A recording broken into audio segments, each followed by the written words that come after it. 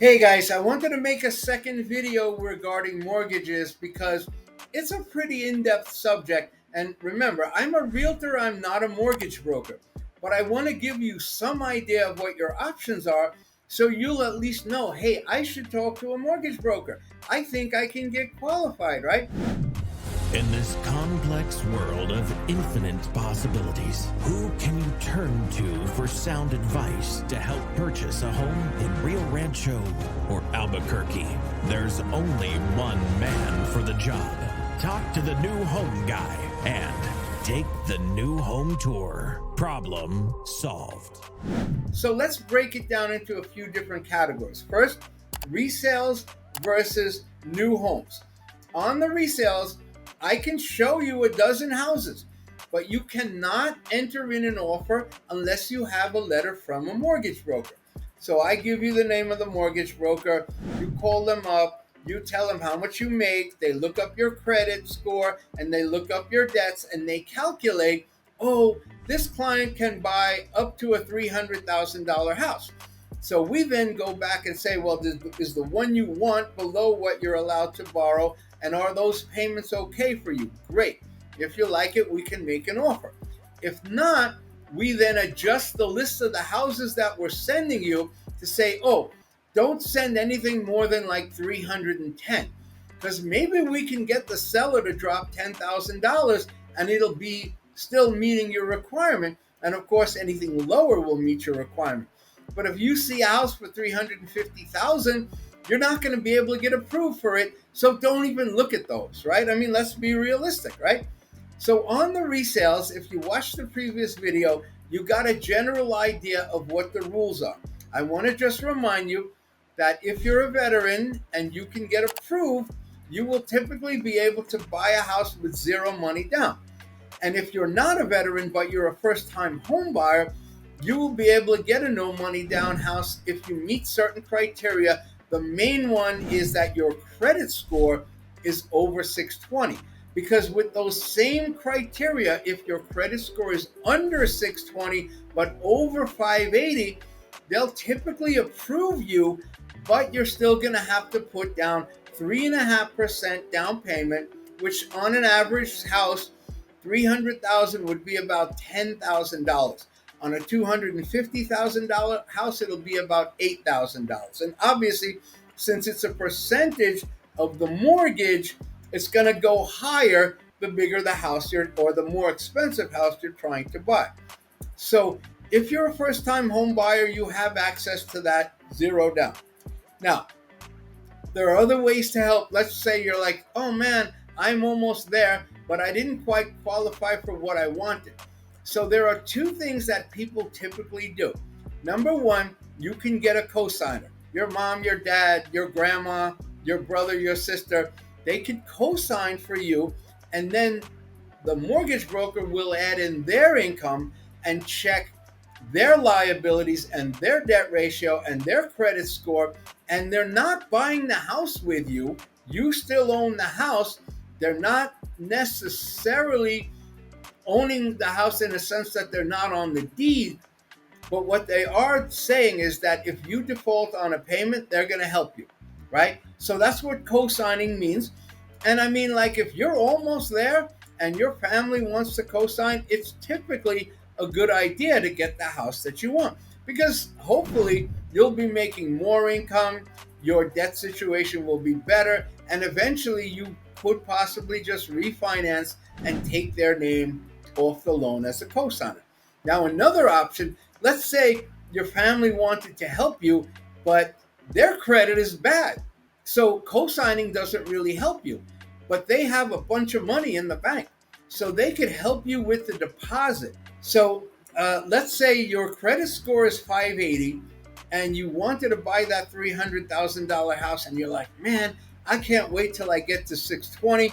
I don't have the deposit. You can go to your family and have them give you a gift. And they write a letter and say, I'm giving my daughter so-and-so money towards the closing of this house. Now the 580 will work. You don't need the 620, right? And they are not liable in the same sense that they did when they were co-signing. So if they have the money to give you as a gift, it's a cleaner, easier way for you to get the house. And that's a second option, right? Now, there are a couple of other ways to not necessarily break the rules, but go with proper ethics and not breaking any rules and help you. For example, if you're buying a house from a seller and the seller is a builder, the builders will often give you a lower rate because they own their own mortgage company. A lower rate will allow you to qualify for more. That's great. So if you were qualifying at, say, 280 at the market rate and the builder's going to give you 1 point less than market, you might be able to qualify for 295 if you use their broker and buy one of their houses.